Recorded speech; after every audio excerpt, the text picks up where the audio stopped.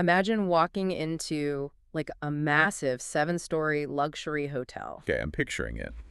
You step up to the desk, you ask for a suite, order room service, eat at the buffet, and basically live like absolute royalty for weeks. Sounds pretty nice, honestly. Right. But here's the catch.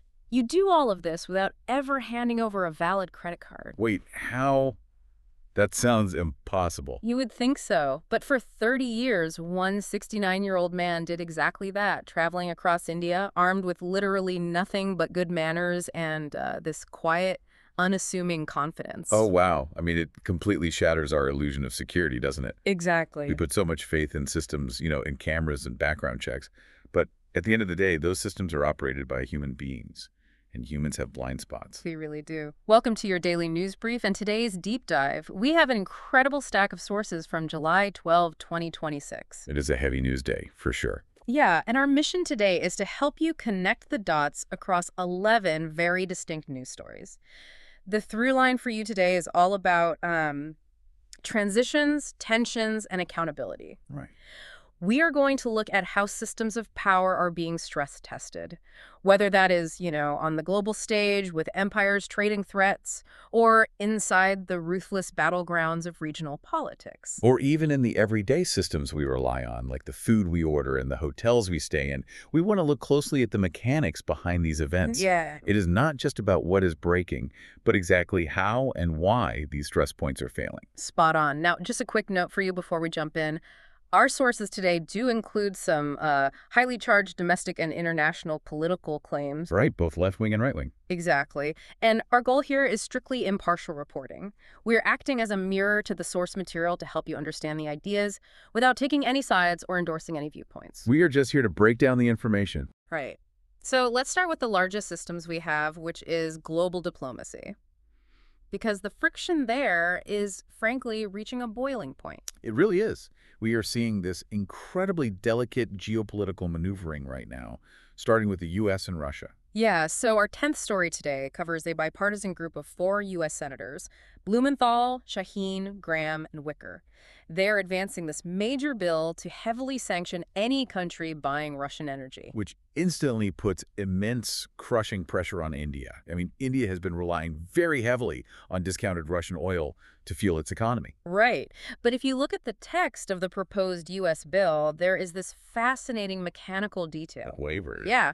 The senators included a 180-day presidential waiver for, quote, U.S. national security interests. Which is very telling. But wait, I'm confused by that. If these U.S. senators want to be tough on Russia and choke off their energy revenue, why intentionally write a massive 6-month loophole into their own sanctions bill? Well, on paper, it does look counterproductive. Yeah, it seems to defeat the whole purpose. It does, but this is where you have to separate the public messaging from the actual mechanism of diplomacy. Sanctions are inherently a blunt instrument, right? They cause widespread economic damage. Sure. But managing global alliances requires a scalpel. That 180-day waiver is essentially a geopolitical shock absorber. A shock absorber for who, exactly? Primarily for vital allies like India. The U.S. legislative branch wants to look tough on Russia for their domestic audience. Obviously. But the U.S. executive branch knows they absolutely cannot afford to alienate India. They need India as a major strategic counterweight in the Indo-Pacific region. Oh, I see. So the waiver is this mechanism of managed hypocrisy. It lets the U.S. publicly threaten sanctions while quietly sliding a hall pass to key partners. Giving them like 6 months of breathing room to adjust their supply chains without actually breaking the U.S.-India alliance? Precisely. That makes a lot of sense. To me, India's foreign policy right now is it's like a house operating on 2 completely different electrical grids. How do you mean? Well, they are plugging their massive economy into cheap Russian power to keep the lights on, but they are plugging their national security into Western defense packs. Oh, that is a great analogy. And the tension is whether those 2 grids are going to eventually short-circuit each other. And you can see them actively trying to upgrade that security grid right now. That brings us to our third story. Prime Minister Narendra Modi just made a landmark visit to Auckland. Right, which is the first visit by an Indian PM to New Zealand in 40 years. Exactly. And the sources note they are officially upgrading India-New Zealand ties to a strategic partnership and actually signing new defense arrangements. But this isn't happening in a vacuum, is it? No, not at all. Back in New Zealand, there is currently rising anti-Indian sentiment and intense political debate regarding their large Indian community. Which sits at around, what, 292,000 people? Right. So they are trying to cement this defense pact while managing serious domestic cultural friction. It's a very precarious balance, and India is trying to secure these flanks in the Pacific while, constantly looking over its shoulder at the Middle East. Which is an absolute powder keg right now. Yeah, Story 9 highlights a massive escalation between Iran and the U.S. Iran's new supreme leader, Mossadegh Khamenei, has publicly vowed inevitable revenge. Right. He succeeded his father, Ali Khamenei, after he was killed in U.S.-Israeli strikes back in February. The chain reaction here is incredibly dangerous. He really is. You have the assassination in February, the succession of the son, and now this requisite vow of retaliation to project strength to the Iranian base. And the U.S. response was designed to establish immediate, overwhelming deterrence. Overwhelming is almost an understatement. Yeah, Donald Trump issued a warning stating that if Iran attempted to assassinate him, he would completely decimate all areas of Iran with 1,000 missiles. Which is an incredibly severe escalation of rhetoric. Currently, Qatar is stepping in, desperately trying to mediate the situation before it spirals into open conflict. It's tense. And that tension, the need to secure your own survival and trade routes without relying on, unpredictable foreign alliances, that is driving the massive investments we are seeing in our next set of sources. Right. We are transitioning from diplomatic promises to tangible, hard maritime power. And the sources present a deeply heartbreaking contrast here. First, let's look at Story 5, the projection of power. Defense Minister Rajnath Singh just commissioned the INS Mahendragiri in Visakhapatnam. This is the 6th Project 17A stealth frigate, and it is a marvel of engineering. It really is. It features 75% indigenous content, it's armed with BrahMos missiles, and it operates on an integrated platform management system, or IPMS. The IPMS is critical to understand here. It's basically a highly advanced nervous system for the warship. What does it actually do? It automates damage control, manages power distribution, and monitors propulsion. The whole goal is to remove human error during combat. Wow. And during the commissioning, Rajnath Singh gave a speech emphasizing that while future wars will absolutely rely on AI and drones, final victory still requires national resolve and highly trained soldiers. Right. And he brought up the Navy's recent Operation Urja Suraksha as proof. During the West Asia conflict, the Navy successfully escorted over 9,000 crore rupees worth of cargo, which is over $1 billion US, safely through hostile waters. And that is the ultimate goal of a vessel like the Mahendragiri.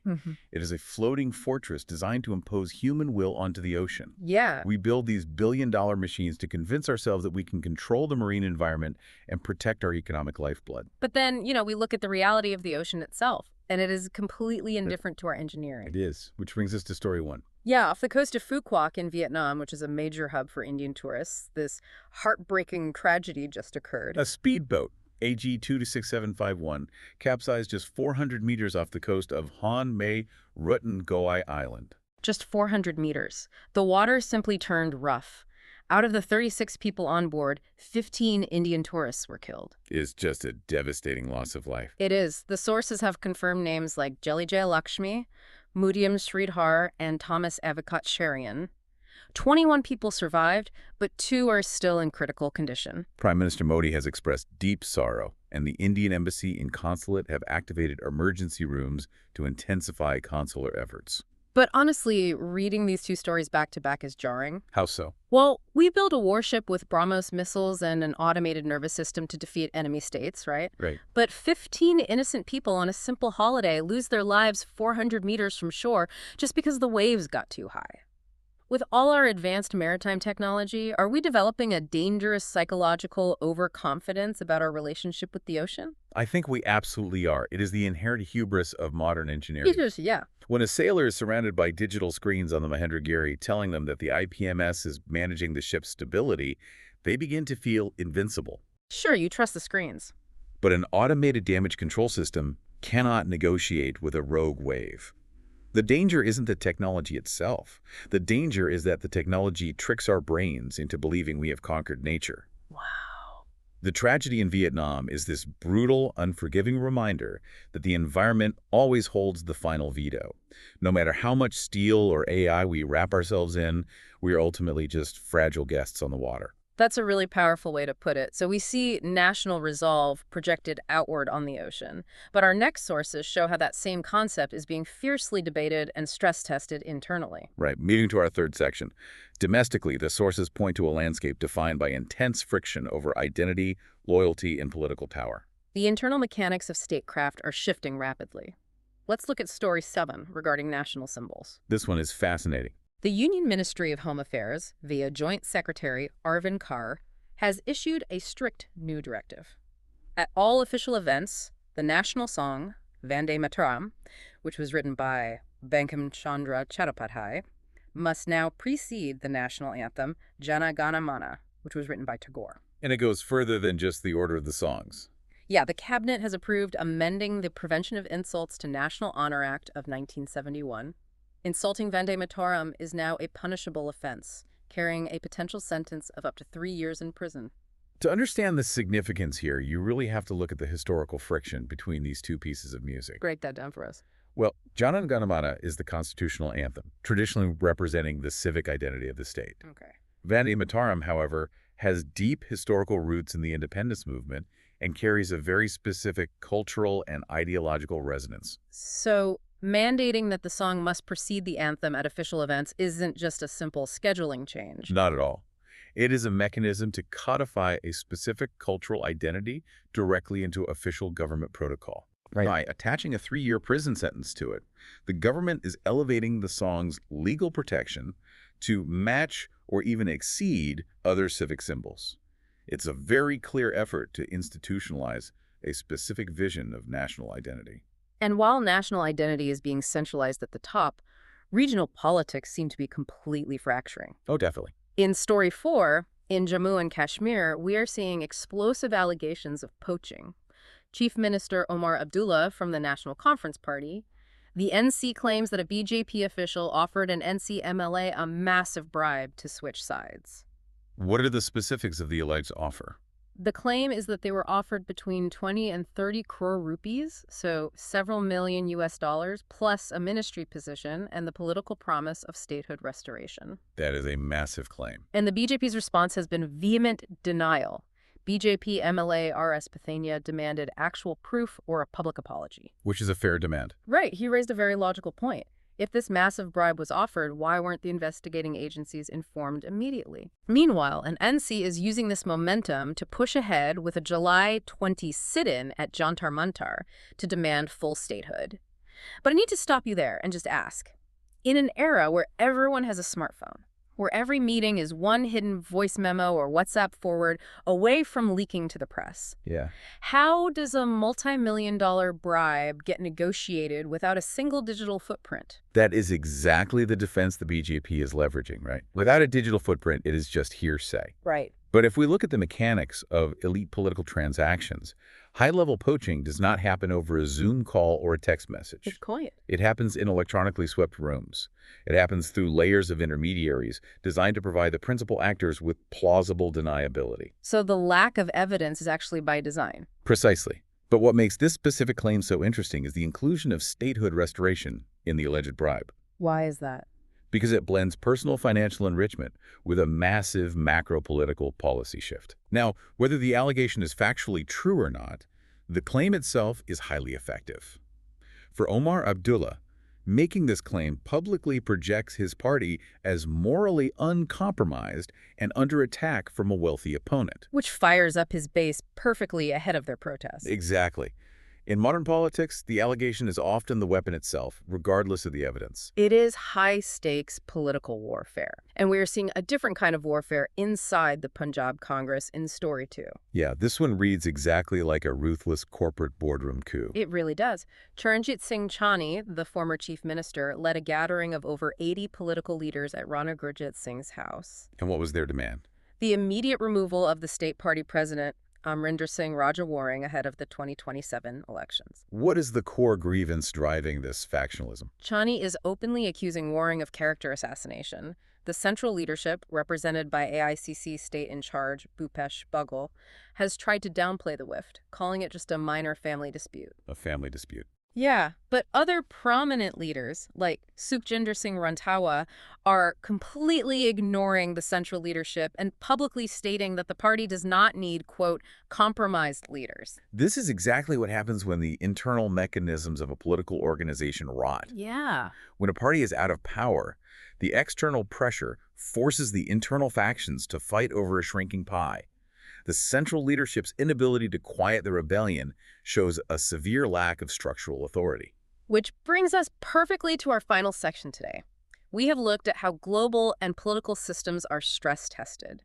Now, I want to look at everyday systems and a concept I am calling the complacency curve. The complacency curve, meaning what happens when a system operates successfully for so long that the people running it just stop paying attention. Exactly. When you assume your position or your safety is permanently secure, that is the exact moment your foundation gives way. And our first example, story 11, is genuinely alarming. Oh, see. The Food Safety and Standards Authority of India, the FSSAI, just issued 9 severe notices to the massive delivery platform, Swiggy Instamart.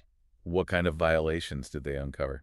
We are talking about contaminated eggs, contaminated milk, and facilities operating with completely invalid FSSAI licenses. Wow. But the most shocking detail from the source is regarding infant food. A customer returned infant food that was severely deteriorated. Okay. But instead of being disposed of, that unsafe rejected baby formula was actually resupplied back into the active inventory. Oh, that is terrifying. That is a massive mechanical failure of return logistics. How does something like that even happen? Well, Swiggy operates on a massive algorithm designed for sheer speed and scale. But when you prioritize speed over verification, the system develops blind spots. Right, the computer doesn't know it's bad. Exactly. The algorithm doesn't know the baby formula is dangerous. It just knows an item was returned and needs to go back on the digital shelf. It is algorithmic complacency, creating a very real physical hazard. And speaking of blind spots, let's go back to story 8. The man we talked about at the very beginning of the deep dive. Yeah. The 30-year hotel scammer. Yes, this story is wild. His name is Vincent John. He is 69 years old, originally from Thoothukudi, and he was finally just arrested in Raipur. And why was he arrested? Because he stayed in a massive 7-story luxury hotel until June 27th, and then simply walked out with his duffel bags, completely skipping the bill.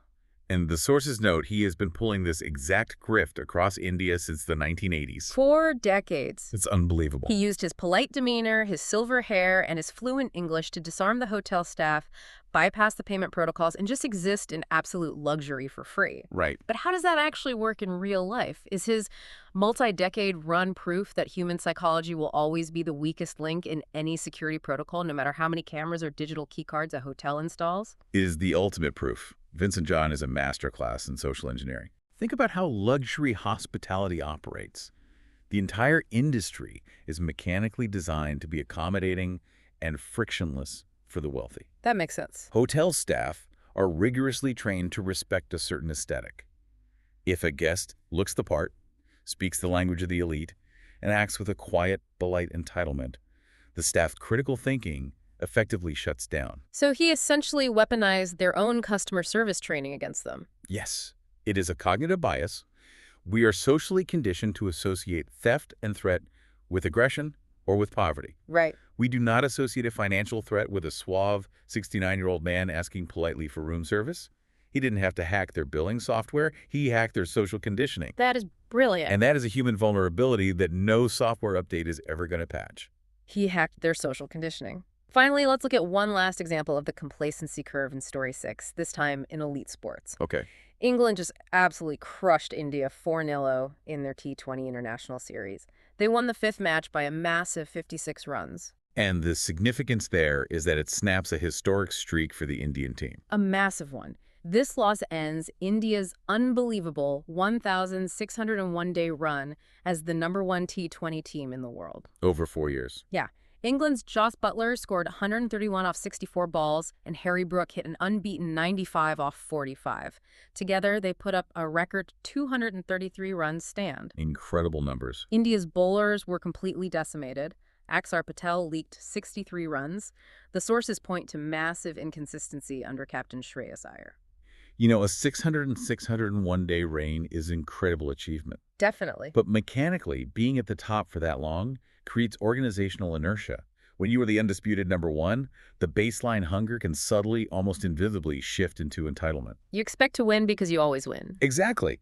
But England clearly came into this series with the desperate hunger of a challenger. It is the complacency curve in action across the board. Whether you are a tech giant like Swiggy, assuming that your massive scale guarantees quality control, Or a luxury hotel, assuming that a well-dressed guest will obviously pay their bill. or a number one cricket team, assuming the crown is permanently yours, the system eventually catches up to you. And it all ties back to what we said at the start. Human systems are not static equations. They require constant, active maintenance. Okay, let's take a breath and recap the incredible amount of ground we have covered for you today. We really went everywhere today. We did. We started on the high wire act of global diplomacy, looking at how the U.S. uses sanctions waivers as diplomatic shock absorbers, and how India balances cheap Russian oil against new defense pacts in the Pacific, all while the Middle East threatens to pull the world into conflict. Right. We looked at the tragic duality of the ocean commissioning heavily armed, AI-driven stealth frigates while mourning 15 innocent tourists lost to the sheer power of the waves in Vietnam. A very heavy contrast. Then we waded into internal political warfare, from the legal codification of the national song to unverified multi-million-dollar poaching claims in Kashmir and boardroom-style political coups in Punjab. And finally, we rode the complacency curve, watching systems fail at Swiggy, on the cricket pitch, and in luxury hotel lobbies. It is a lot of information, but the patterns are very clear. I know you always have a final thought to leave us with. What is the one big takeaway you want the listener to mull over after hearing all these sources?